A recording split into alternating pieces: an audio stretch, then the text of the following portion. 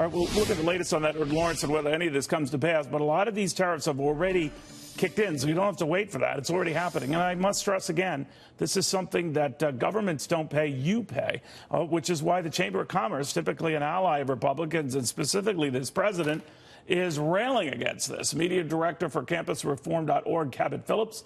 We've got Moody's managing director, John Lonski, and last but certainly not least, Prudential chief market strategist, Quincy Krosby. Quincy, this looks like it could get wildly out of control.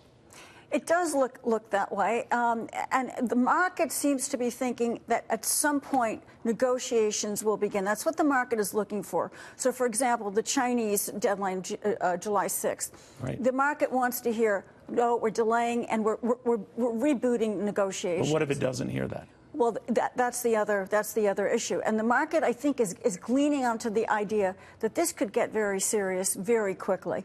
What do you think, John?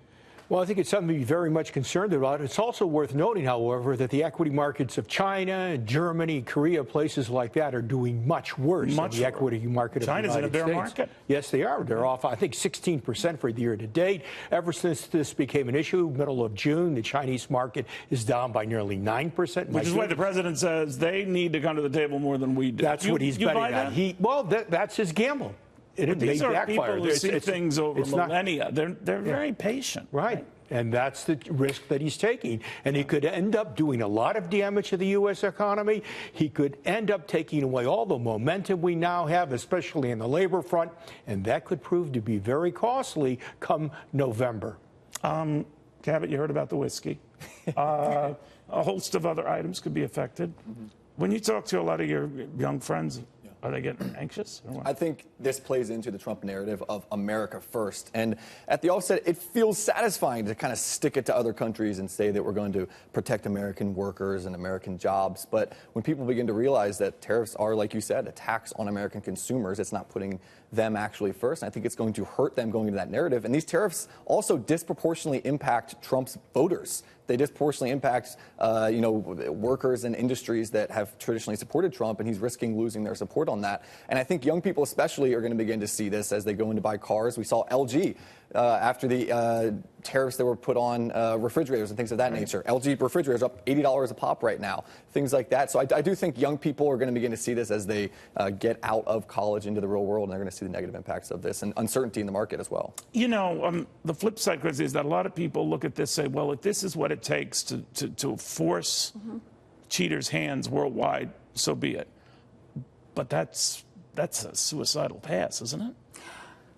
Unfortunately, and this is part of the uncertainty for the market, we just don't know. We just don't know. But the fact of the matter is that you do have to upgrade some of these agreements. There's no doubt about it. Times have changed. You look at China's position in the world's second largest economy, yet when they came into the WTO, which also has another issue on the market right now, but it was a true emerging market. It's still categorized as such. Yes, exactly. And it began the negotiations in 1986. I think it was finalized in 2001. And still to this day, it enjoys a number of the concessions that were actually afforded them with that status. So it's understandable. But the question is, like many things, it's not what you do, it's how you do it. Yeah, on the how you do it front, John, do you think there's a method to the president's madness, or it just might be madness? We're going to find out whether or not there is any logic or it's pure madness, I think, fairly soon. But he's got to be paying attention to how the market is responding to these different proposals. If the market continues to sell off, that is going to hurt business investment spending, business hiring. Do you think he's surprised by this market reaction? Offhand, I don't think so. Maybe what he's surprised by is the willingness of other countries to retaliate, the stubbornness on the part of other countries to enter into some negotiation that could bring about the type of trade deals that he's looking for. The mood among people right now was that they were liking the tax cuts, liking the economic improvement, the market improvement, this volatility notwithstanding. And that's been the wind at the president's back. Yeah, and I think this is something that, again, initially may play well when people like the idea of leveling the playing field until they realize the implication that it's going to have on their own lives. And I think it's also important to take a step back and look at this from a political standpoint.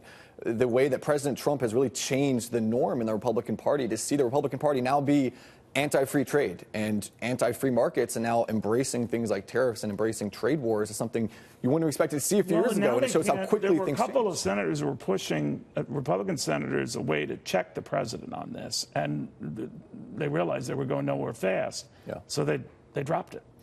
In many ways, I think a lot of Republicans have re-election in mind, and they don't want to go against President Trump for fear of the re-election and being primary. We've already seen the impact that going against President Trump has in getting re-elected as a Republican. That's something to keep in mind, but just the way that President Trump has so quickly evolved what Republicans hold as principles is something that I think we should take in mind. You know, it's interesting. The average voter is asking me, how do tariffs hurt me as an American, as a consumer? They're not convinced yet that this is going to do any damage to them. And if anything, these tariffs might actually benefit the economy overall. They don't realize that this involves higher consumer prices, and it involves the loss of jobs in those industries that use steel and other inputs, aluminum and whatnot, lumber. It's not clear to them yet.